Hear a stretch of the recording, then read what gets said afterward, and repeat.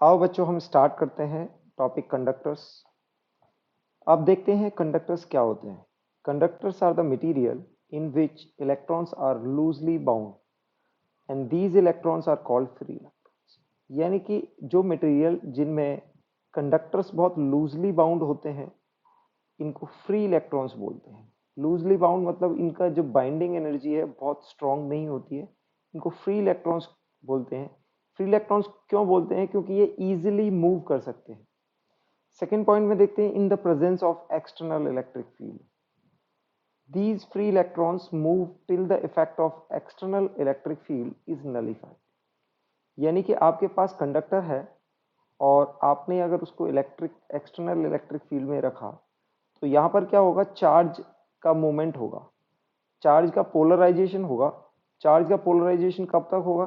तब तक होगा कि ये इलेक्ट्रिक फील्ड जो एक्सटर्नल इलेक्ट्रिक फील्ड है वो नलीफाई ना हो जाए। यानी कि एक्सटर्नल इलेक्ट्रिक फील्ड और आपका जो इंड्यूस्ड चार्ज है, electric field due to induced charge, जो भी इंड्यूस्ड चार्ज होंगे, चार्ज का पोलराइजेशन होगा और उसको हम बोलेंगे इंड्यूस्ड चार्ज। तो external electric field plus induced charge, तो यहाँ का रिजल्टेंट इलेक्ट्रिक फील्ड होगा वो कैसा हो जाना चाहिए? जीरो। तो आपके पास चार्ज का मोमेंट तब तक होगा तब तक आपका एक्सटर्नल इलेक्ट्रिक फील्ड का इफेक्ट जीरो ना हो जाए। Third point, charges inside the conductor rearrange in the way which makes electric field inside the conductor is zero। जैसा कि मैंने अभी बोला था कि वो चार्ज पोलराइज या रीअरेंज इस तरह होंगे कि आपको नेट इलेक्ट्रिक फील्ड अंदर अंदर नेट इलेक्ट्रिक फील्ड का मतलब है कि आपका जो एक्सटर्नल इलेक्ट्रिक फील्ड आपने जो अप्लाई किया प्लस जो इलेक्ट्रिक फील्ड इंड्यूस चार्ज का हुआ है, तो उन दोनों का इफेक्ट कैसा होना चाहिए? जीरो हो जाना चाहिए। नेक्स्ट पॉइंट में दिया हुआ है if any charge is given to the conductor. अगर चार्ज को हम कोई कंडक्टर को हम कोई चार्ज प्रोवाइड कर देते हैं, so due to electrostatic repulsion charges come to the outer surface. तो अगर हम यहाँ चार्ज कर प्रोवाइड करते हैं तो let's say it has positive charge, तो ऐसा मानते हैं कि पॉजिटिव चार्जेस के बीच में रिपल्शन होगा। रिपल्शन होगा तो रिपल्शन को मिनिमाइज करने के लिए वो कहाँ रिसाइड करेंगे? वो रिसाइड करेंगे सरफेस पर, so that repulsion can be minimize. तो जब भी हम चार्ज को कभी कंडक्टर को चार्ज प्रोवाइड करते हैं तो वो इंस्टेंटली कहाँ आ जाते हैं? सरफेस पर आ जाते हैं, so that the electrostatic repulsion between the charges can be nullified. आगे हम देखते हैं electric field due to conductor. यानी कि आप ये अज्यूम कर लें कि आपको एक कंडक्टर दिया हुआ है और इसको कुछ चार्ज दिया हुआ है। चार्ज क्या होगा? सरफेस पर आ जाएगा और इसकी जो सरफेस चार्ज डेंसिटी है, अभी हम पॉजिटिव चार्ज अज्यूम कर रहे हैं, surface charge density at some point is sigma, sigma दे रखी। सो अब हमने निकालना है कि यहाँ किसी भी पॉइंट के नियर बाई पॉइंट पर, यानी कि कंडक्टर के नियर बाई पॉइंट पर यहाँ पर इलेक्ट्रिक फील्ड कितना हो। तो यहाँ पर इलेक्ट्रिक फील्ड निकालने के लिए हम गॉस लॉ का थोड़ा सा यूज करेंगे। तो हम क्या करेंगे, नियर द सरफेस पर हम एक सिलेंड्रिकल गॉसियन सरफेस लेंगे। यहाँ पर इसका एरिया मान लेंगे लेट्स से डी ए। सो आप देखेंगे कि electric field inside the conductor will be zero. यहाँ पर इलेक्ट्रिक फील्ड जीरो है, तो फ्लक्स की जब बात करेंगे, when we talk about flux, तो आप देखेंगे कि यहाँ से फ्लक्स जीरो हुआ क्योंकि यहाँ पर इलेक्ट्रिक फील्ड है ही नहीं। ठीक है। दूसरी बात, ये कंडक्टर से निकलने वाले इलेक्ट्रिक फील्ड लाइंस कुछ ऐसी होंगी, बिल्कुल it is very near to the electric field. So जैसे ही पॉइंट चार्जेस से लाइंस निकलने वाली होंगी तो इलेक्ट्रिक कंडक्टर से जो निकलने वाली लाइन है वो ऑलमोस्ट परपेंडिकुलर होंगी। तो यहाँ से इस कर्व सरफेस से कोई भी इलेक्ट्रिक फील्ड नहीं जाएगा, जो भी इलेक्ट्रिक फील्ड जाएगा वो इस फ्लैट सरफेस से जाएगा।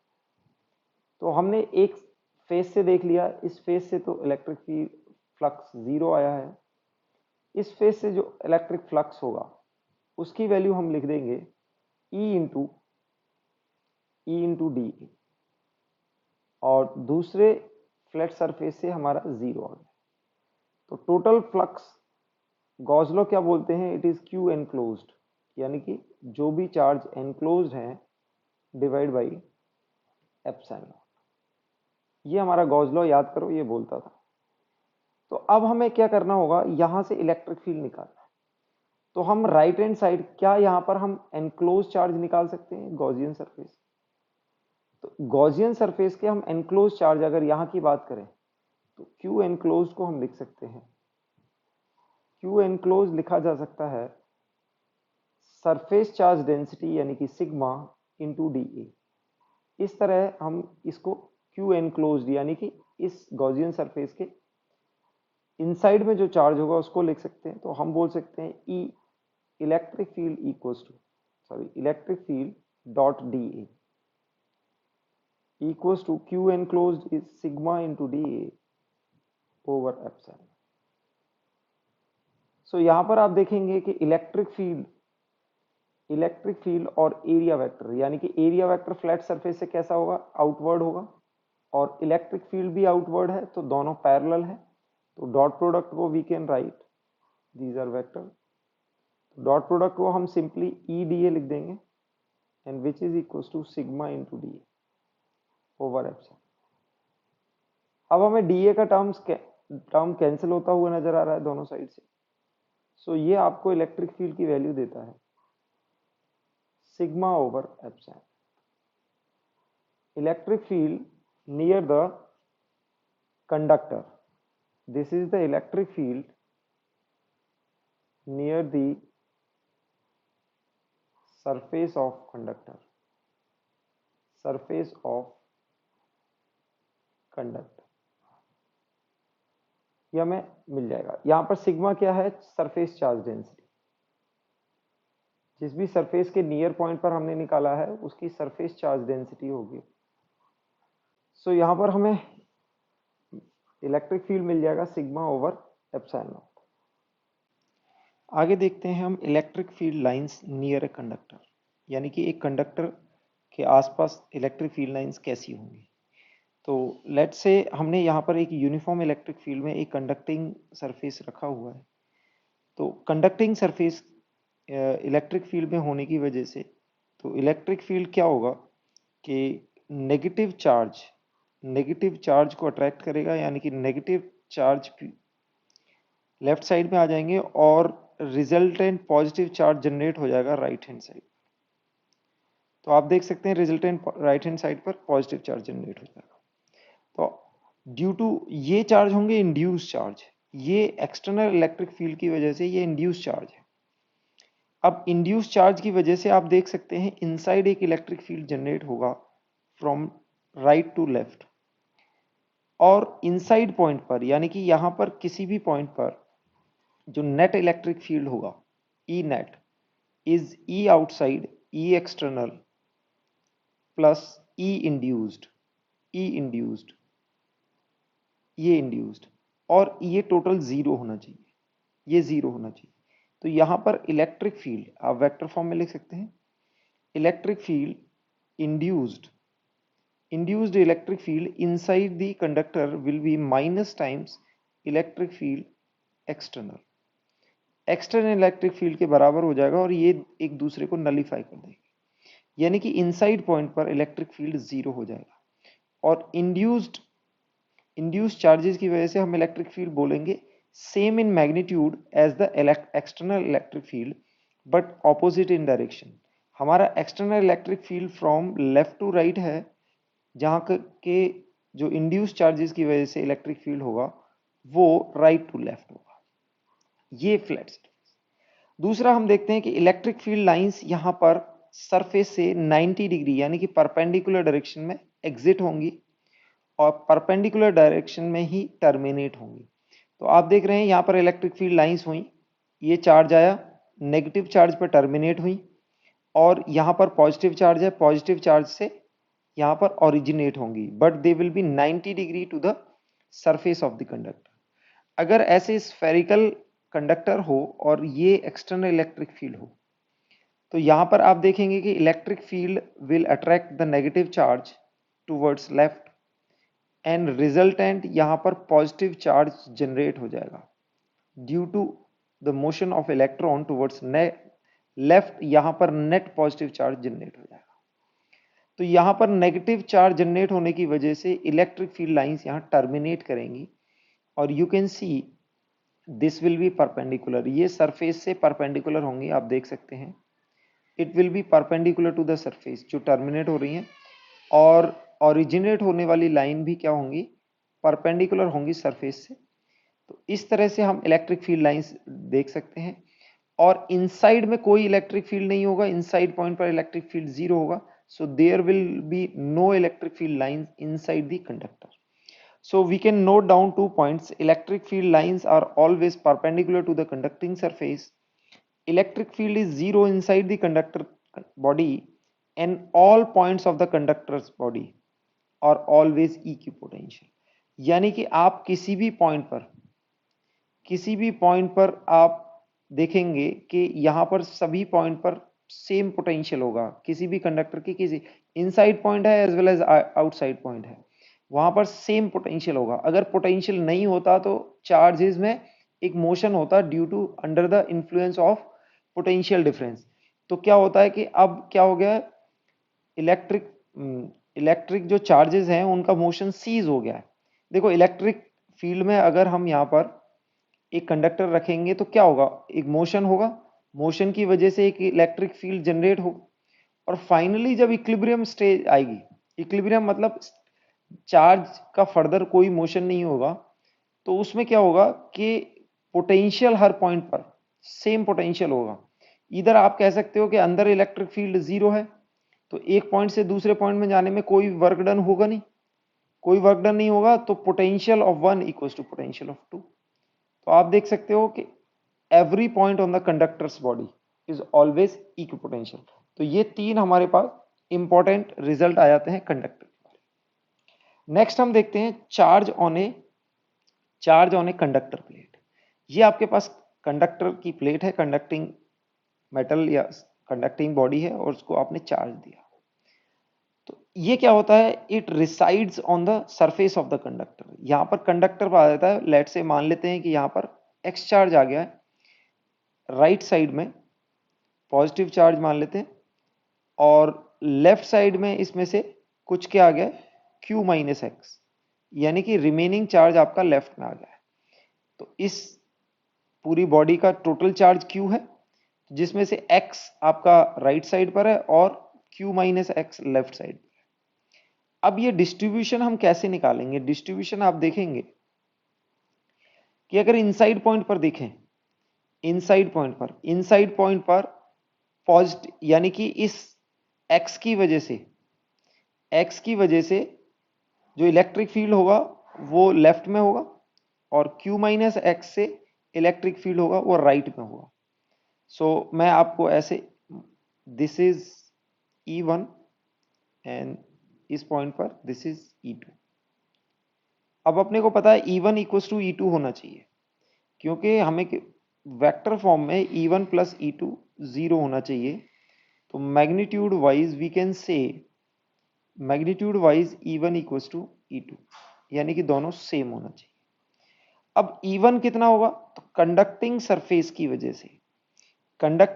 की वजह से अभी हमने देखा कि E1 कितना होता है, सिग्मा अपॉन इस सरफेस को बोल देते हैं सरफेस 1, और इस सरफेस को बोल देते हैं सरफेस 2, और इसका A is the surface area, A equals to surface area बोल देते हैं।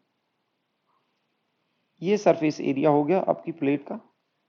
सो E1 को हमने बोला था सिग्मा अपॉन एप्सिलॉन नॉट, कितना होगा, यानी कि surface charge density over epsilon not. यहां पर RHS में यानी कि 1 पर सरफेस चार्ज डेंसिटी कितनी होगी, charge over area upon epsilon. तो ये आपका E1 आ जाएगा, ये आपकी सरफेस चार्ज डेंसिटी आ गई, डिवाइड बाई एप्सिलॉन नॉट आपका E1 आ गया। E2 हम निकालने जाएंगे, E2 को आप कैसे कह सकते हो, Q2 यानी कि total charge divide by total area upon epsilon. तो ये अपने पास Q minus x by A epsilon not. अब हमने बोला था magnitude wise they must be same so that the electric field inside the conductor zero हो जाए, यानी कि कंडक्टर के अंदर वाले पॉइंट पर किसी पर पॉइंट पर जीरो होना चाहिए इलेक्ट्रिक फील्ड। तो E1 इक्वल्स टू E2 को आप इक्वेट करेंगे, आपको मिलेगा x upon A epsilon not equals to Q minus x upon A epsilon. आप इसको सॉल्व करेंगे तो आपको मिल जाएगा x equals to Q minus x.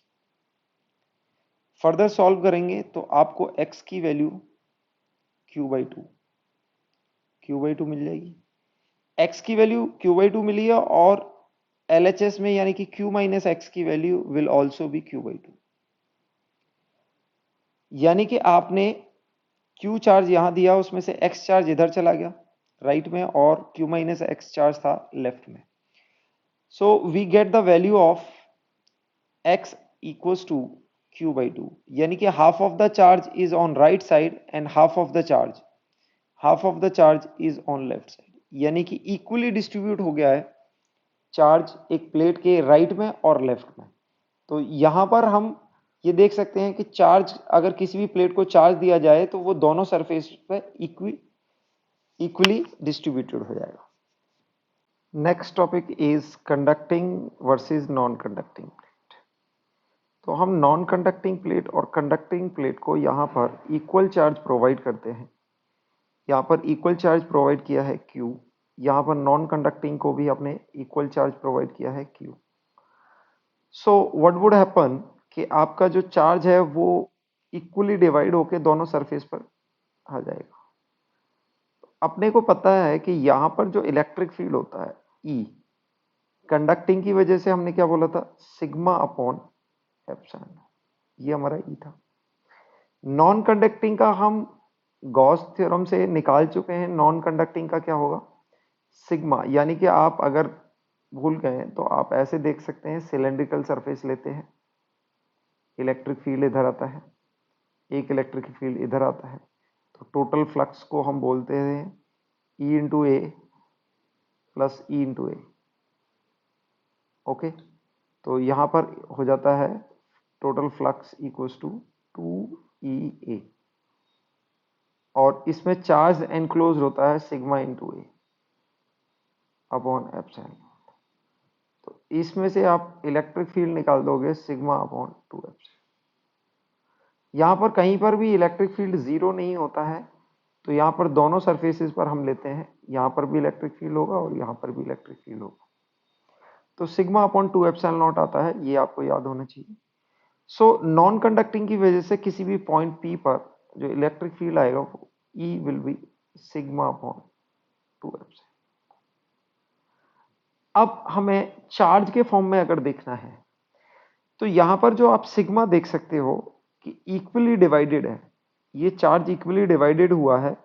Let's assume, let's say इसका एरिया दोनों का इक्वल एरिया है और इक्वल चार्ज दिया है। A is the surface area of two plates, surface area, two given plates हैं, one is conducting and one another is non conducting, both have the surface area equals to ए।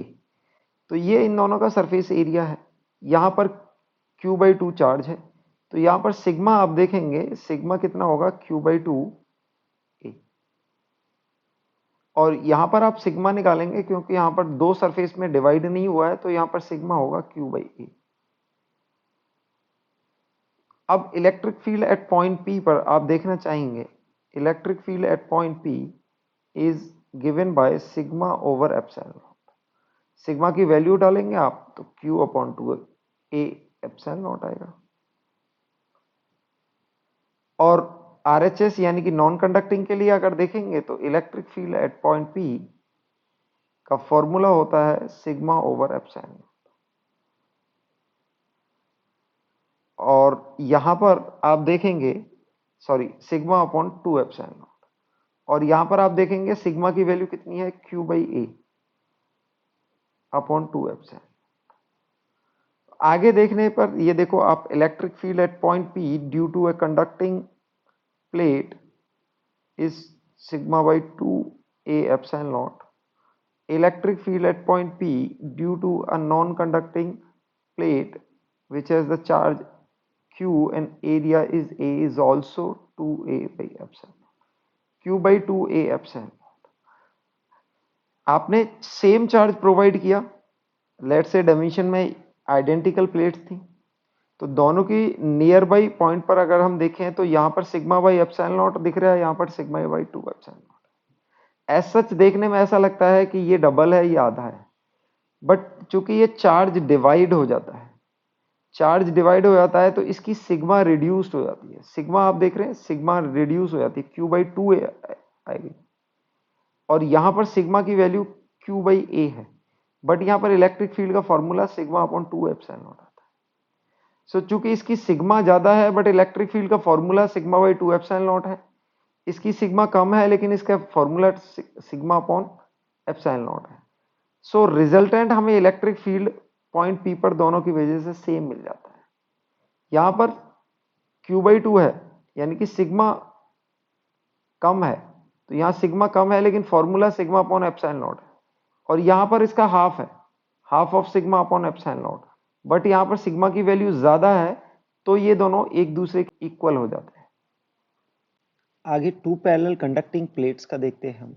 अगर हमें एक plate की बजाय two parallel plate दे दी जाए conducting plates, both are facing each other, one is given charge q and another is given charge 3q, यानी कि इसको आपने q चार्ज दे दिया, इसको 3 चार्ज दे दिया, दोनों आपकी प्लेट कंडक्टिंग है, both have equal surface area a।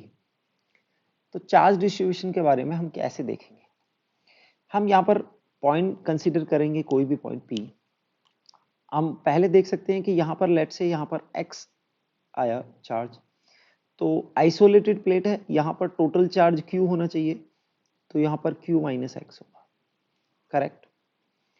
दूसरा, अगर इससे सरफेस पर y आया है तो इसके आउटर सरफेस पर 3q माइनस वाई होना चाहिए, यानी कि ये प्लेट आइसोलेटेड है अपने आप में।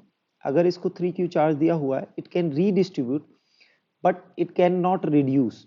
यहाँ पर ये चार्ज आपका 3q रिड्यूस नहीं हो सकता और इंक्रीज नहीं हो सकता। रीडिस्ट्रीब्यूशन में अगर यहाँ पर y है तो यहाँ पर 3q माइनस वाई होना चाहिए। सिमिलरली अगर आप देखें तो फर्स्ट प्लेट के लिए भी ऐसा होगा, अगर इस पर x है तो इस पर q माइनस एक्स होगा। Okay, you will consider 3 point. Let's say this is point number 1, this is point number 2 और पॉइंट नंबर 3। आप देखेंगे पॉइंट 1 पर जो इलेक्ट्रिक फील्ड होंगे वो इस चार्ज की वजह से, इसकी वजह से, इसकी वजह से और इसकी वजह से। तो आप देख सकते हैं इलेक्ट्रिक फील्ड पॉइंट 1 पर जो सारे चार्जेस राइट में लोकेटेड है। With respect to the point 1, every charge is located towards the right of the point 1। तो राइट में है तो इलेक्ट्रिक फील्ड कहाँ होगा? इधर होगा, ठीक है, चारों की वजह से इधर होगा। तो टोटल इलेक्ट्रिक फील्ड आप बोल सकते हो q minus x by A epsilon not, sorry it is x, यानी कि इसका सिग्मा अपॉन एप्सिलॉन नॉट। दूसरे का भी बोल सकते हो आप x upon A epsilon not. तीसरे का आप बोल सकते हो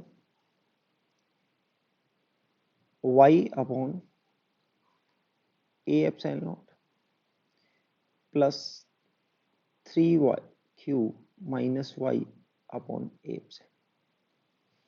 अगर पॉइंट 1 पर इलेक्ट्रिक फील्ड एट पॉइंट 1 आप कैलकुलेट करेंगे, x और माइनस एक्स कैंसिल हो जाएंगे, you will get q upon A epsilon not and 3q mine upon A epsilon not, A epsilon not plus 3q।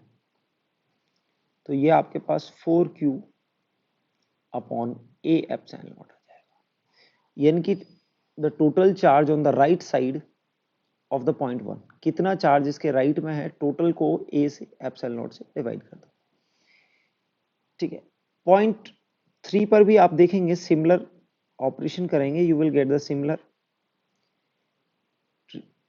Answer and that will also be 4q upon A epsilon. तो आपके पास दोनों answer same आ गए। इसके बाद देखेंगे इसके बाद point 2 को देखेंगे। पॉइंट 2 पर आप देख सकते हैं with respect to point 2, q and q minus are on the left and y and 3q minus y on the right।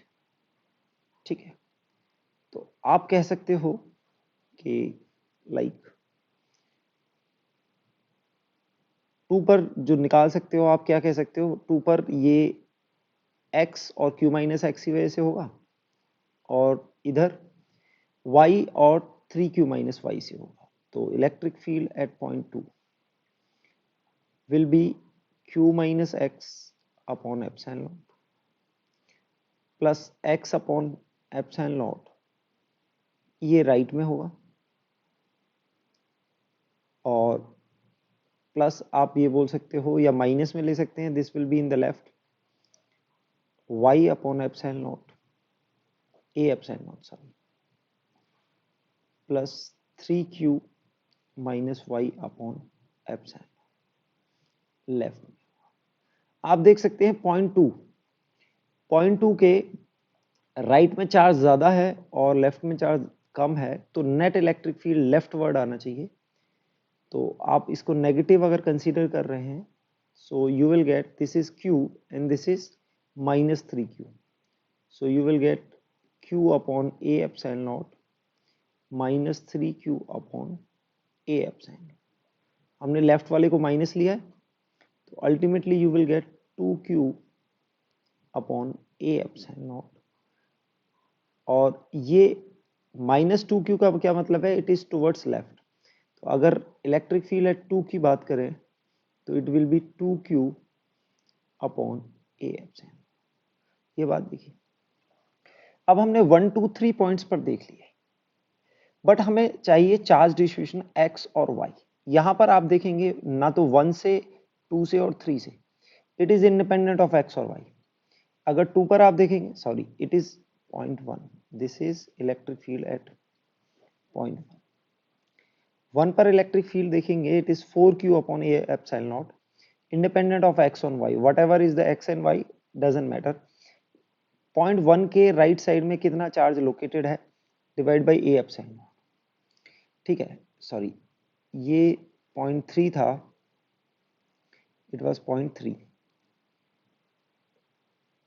और पॉइंट 1 के लिए राइट में कितना लोकेटेड है, पॉइंट 3 के लिए लेफ्ट में कितना लोकेटेड है, टोटल चार्ज 4q लोकेटेड है, तो ये 4q upon a epsilon not आएगा। 2 में हम कैसे डिसाइड करेंगे, राइट में चार्ज ज्यादा है या लेफ्ट में।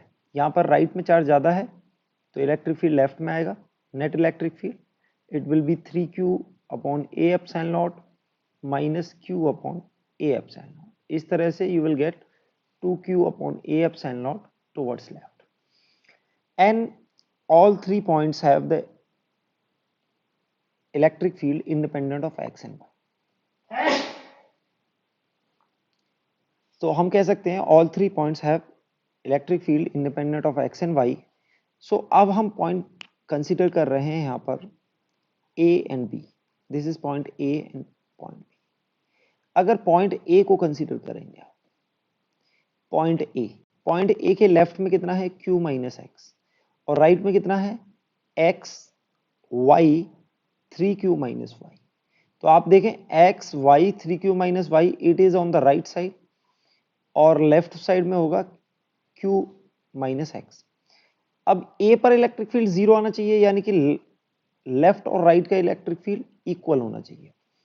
तो पॉइंट a पर you can write at point a electric field right की हम बात कर लें, राइट वाली जो हो गए charges due to on the left side of the a, जो a के लेफ्ट साइड में चार्ज हैं उनकी वजह से जो इलेक्ट्रिक फील्ड आएगा वो राइट में आएगा, वो आएगा q minus x upon a epsilon not, और लेफ्ट टुवर्ड्स लेफ्ट जो आने वाला है वो आएगा x plus y plus 3q minus y upon a epsilon not, यानी कि x plus 3q upon a epsilon। ये लेफ्ट आया, राइट आया। We all know electric field inside a conductor is zero.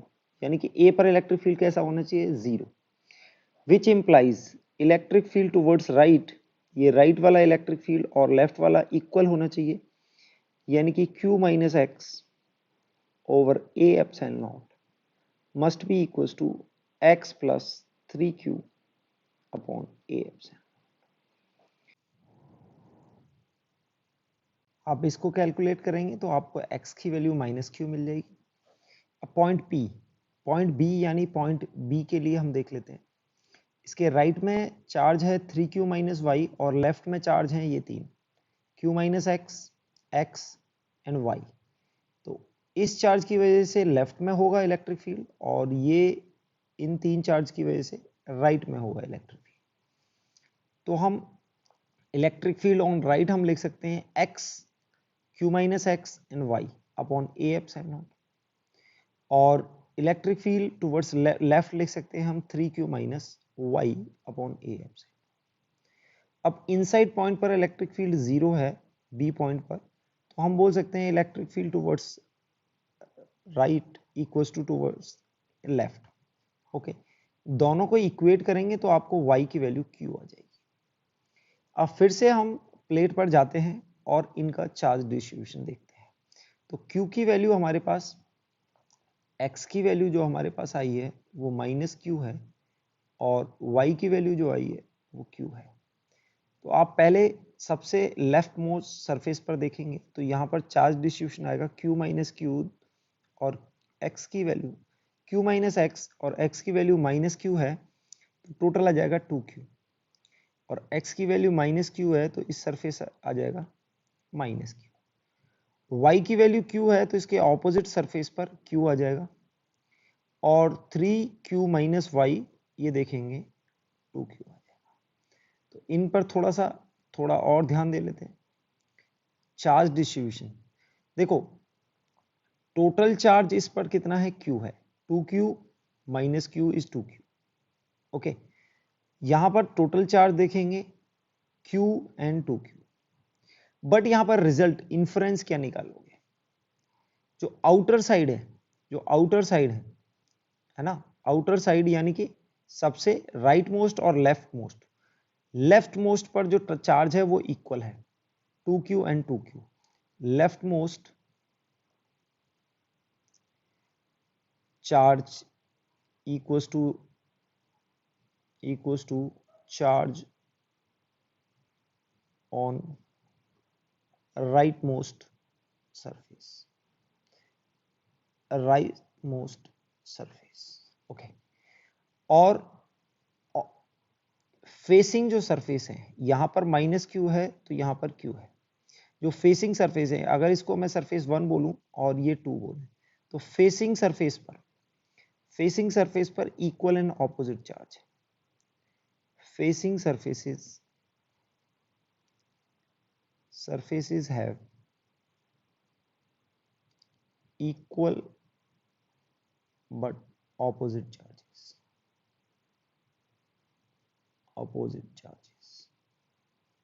तो ये हम कंक्लूड कर सकते हैं। एक और रिजल्ट कंक्लूड कर सकते हैं जिसको हम वेरीफाई करेंगे।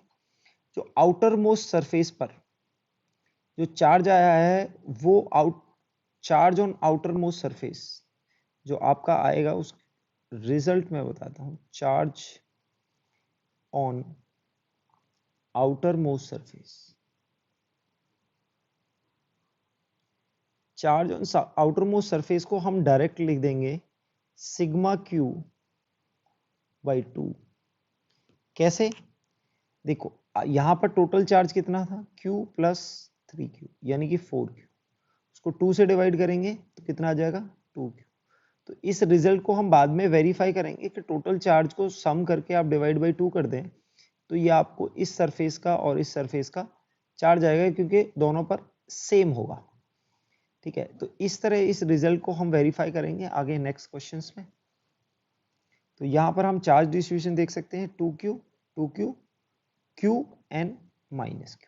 ओके, यहां पर हम एक होमवर्क क्वेश्चन देखने वाले हैं। होमवर्क क्वेश्चन में क्या दिया हुआ है कि यहां पर आपने चार्ज दिए हुए हैं q, 2q और 3q। हमने सरफेस 1 2 3 4 5 6 इन सरफेसेस पर सभी पर चार्जेस निकालने हैं। मैं आपको शॉर्ट ट्रिक से आंसर बता दूंगा और आप डायरेक्ट निकालेंगे और उसको वेरीफाई करेंगे कि ये शॉर्ट ट्रिक वैलिड है। शॉर्ट ट्रिक क्या है कि टोटल चार्ज है Q 3Q एंड 2Q यानी कि 6Q को आप 2 से डिवाइड करेंगे तो टोटल चार्ज आएगा 3Q। तो 3Q चार्ज यहां होगा और 3Q चार्ज यहां होगा। आप देखेंगे कि इस पर टोटल 3Q चार्ज है वो आउटर सरफेस पर आ गया है, तो यहां पर इनसाइड में चार्ज 0 आएगा। यहां पर इनसाइड में अगर चार्ज 0 आया है तो इसके ऑपोजिट चार्ज 0 ही आएगा, क्योंकि ऑपोजिट एंड इक्वल होते हैं, तो 0 का ऑपोजिट 0 ही होगा। यहां पर 0 आएगा तो टोटल आप देख सकते हो 2Q चार्ज आएगा, क्योंकि यहां पर टोटल चार्ज 2Q है तो इस सरफेस पर टोटल चार्ज यहीं आ जाएगा। उसके बाद हम देख सकते हैं इसके फेसिंग सरफेस पर, इस फेसिंग सरफेस पे इक्वल एंड ऑपोजिट आएगा तो और -2Q आएगा। अब इस मेथड से आप देख सकते हैं कि इसका चार्ज बाय डिफॉल्ट अपने आप ही कंजर्व हो गया, यानी कि टोटल चार्जेस पर Q आ रहा है।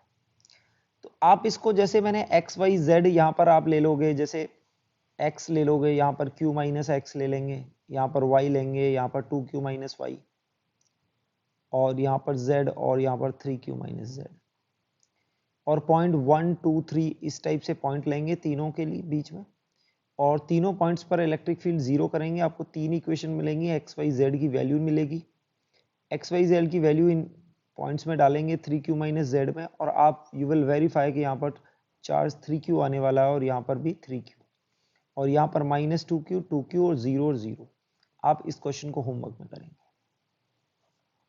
नेक्स्ट टॉपिक में हम देखते हैं conducting plate in an external electric field, यानी कि आपको एक कंडक्टिंग प्लेट दी हुई है और उसको एक एक्सटर्नल इलेक्ट्रिक फील्ड में रख दिया जाता है, और ये आपका कुछ इस टाइप से एक्सटर्नल इलेक्ट्रिक फील्ड है।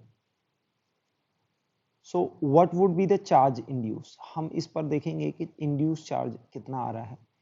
ये एक्सटर्नल इलेक्ट्रिक फील्ड का मैग्नीट्यूड E है और इसका surface area A। So due to external electric field we can say कि यहां पर कितना आएगा, माइनस चार्ज आएगा और यहां पर प्लस चार्ज आएगा, तो दोनों सरफेसेस पर आगे, तो उसकी वजह से ये इंड्यूस्ड इलेक्ट्रिक फील्ड होगा। हम यहां पर बोल सकते हैं कि लेट से +Q चार्ज है और यहां पर -Q चार्ज है, तो यहां पर जो इलेक्ट्रिक फील्ड आने वाला है, तो इलेक्ट्रिक फील्ड यहां पर आने वाला है वो एक्सटर्नल इलेक्ट्रिक फील्ड आएगा जो कि राइट साइड में आएगा, राइट साइड की तरफ आएगा। E will be in the right side. Okay, left side को मैं नेगेटिव ले रहा हूं, माइनस इंड्यूस्ड इलेक्ट्रिक फील्ड मानते हैं कि ये चार्ज Q है, इसकी वजह से लेफ्ट में आएगा, तो हम बोल सकते हैं Q/A एप्सिलॉन। दूसरा हम बोल सकते हैं कि -Q लेफ्ट में है लेकिन नेगेटिव चार्ज है, इसकी वजह से भी लेफ्ट में आएगा, तो इसको भी हम माइनस में लिख सकते हैं, तो इट इज -Q/A एप्सिलॉन। और इनसाइड पॉइंट पर नेट इलेक्ट्रिक फील्ड कैसा होना चाहिए, 0 होना चाहिए। तो आप देख सकते हो कि E = 2Q/A एप्सिलॉन, यानी कि Q की वैल्यू आप यहां से डिड्यूस कर सकते हो। Q इंड्यूस्ड जो चार्ज होगा राइट में और लेफ्ट में, it will B electric field into A ε0 by 2। इतना चार्ज इंड्यूस्ड होने वाला है आपका लेफ्ट सरफेस पर, राइट सरफेस पर और लेफ्ट सरफेस पर। किसी भी कंडक्टिंग प्लेट को अगर आप इलेक्ट्रिक फील्ड में रख देते हैं तो वहां पर चार्जेस इंड्यूस्ड हो जाते हैं। नेक्स्ट टॉपिक में हम देखते हैं conducting plate in an external electric field, यानी कि आपको एक कंडक्टिंग प्लेट दी हुई है और उसको एक एक्सटर्नल इलेक्ट्रिक फील्ड में रख दिया जाता है, और ये आपका कुछ इस टाइप से एक्सटर्नल इलेक्ट्रिक फील्ड है। So what would be the charge induce, हम इस पर देखेंगे कि इंड्यूस चार्ज कितना आ रहा है। ये एक्सटर्नल इलेक्ट्रिक फील्ड का मैग्नीट्यूड E है और इसका surface area A. So due to external electric field we can say कि यहाँ पर कितना आएगा, माइनस चार्ज आएगा और यहाँ पर प्लस चार्ज आएगा, तो दोनों सरफेसेस पर आ गए, तो उसकी वजह से ये इंड्यूस्ड इलेक्ट्रिक फील्ड होगा। हम यहाँ पर बोल सकते हैं कि लेट से प्लस क्यू चार्ज है और यहाँ पर माइनस क्यू चार्ज है, तो यहाँ पर जो इलेक्ट्रिक फील्ड आने वाला है, तो इलेक्ट्रिक फील्ड यहाँ पर आने वाला है वो एक्सटर्नल इलेक्ट्रिक फील्ड आएगा जो कि राइट साइड में आएगा, राइट साइड की तरफ आएगा। E will be on the right side. Okay, left side को मैं नेगेटिव ले रहा हूं, माइनस इंड्यूस्ड इलेक्ट्रिक फील्ड मानते हैं कि ये चार्ज Q है, इसकी वजह से लेफ्ट में आएगा, तो हम बोल सकते हैं Q अपॉन A एप्सिलॉन। दूसरा हम बोल सकते हैं कि माइनस क्यू लेफ्ट में है लेकिन नेगेटिव चार्ज है, इसकी वजह से भी लेफ्ट में आएगा, तो इसको भी हम माइनस में लिख सकते हैं, तो it is minus Q upon A epsilon. और इनसाइड पॉइंट पर नेट इलेक्ट्रिक फील्ड कैसा होना चाहिए, 0 होना चाहिए। तो आप देख सकते हो कि E equals to 2Q upon A epsilon, यानी कि Q की वैल्यू आप यहां से डिड्यूस कर सकते हो। Q इंड्यूस्ड जो चार्ज होगा राइट में और लेफ्ट में, it will B electric field into A epsilon not by 2। इतना चार्ज इंड्यूस्ड होने वाला है आपका लेफ्ट सरफेस पर, राइट सरफेस पर और लेफ्ट सरफेस पर। किसी भी कंडक्टिंग प्लेट को अगर आप इलेक्ट्रिक फील्ड में रख देते हैं तो वहां पर चार्जेस इंड्यूस्ड हो जाते हैं। नेक्स्ट हम देखते हैं कि एक्सटर्नल इलेक्ट्रिक फील्ड में अगर कंडक्टिंग प्लेट रखते हैं और उसको आपने कुछ Q1 चार्ज प्रोवाइड कर दिया और एक्सटर्नल इलेक्ट्रिक फील्ड है, let's say external electric field exist in world with magnitude E naught। सो यहां पर हम पहले ही वाला स्ट्रेटेजी यूज करेंगे कि लेट से यहां पर x चार्ज है और यहां पर Q1 minus x. So point P पर इलेक्ट्रिक फील्ड 0 है, पॉइंट P पर इलेक्ट्रिक फील्ड की वैल्यू होगी E not, this is Q1। E not होगी जो एक्सटर्नल होगी और राइट लेफ्ट वाले चार्ज की वजह से भी राइट में होगा, तो this will B x upon A epsilon not, ये होगी। राइट वाले चार्ज की वजह से यानी कि इस चार्ज की वजह से लेफ्ट में होगा, तो ये नेगेटिव हम लिख देते हैं, इसको will be minus Q1 minus x upon A epsilon. और इसको हम इक्वेट करेंगे 0 से जब आप इक्वेट करने जाएंगे तो यहां पर आप देखेंगे कि ये वैल्यू आपको मिल जाने वाली है, this is E not equals to this is Q1 minus 2x upon A epsilon, ये वैल्यू आ जाएगी।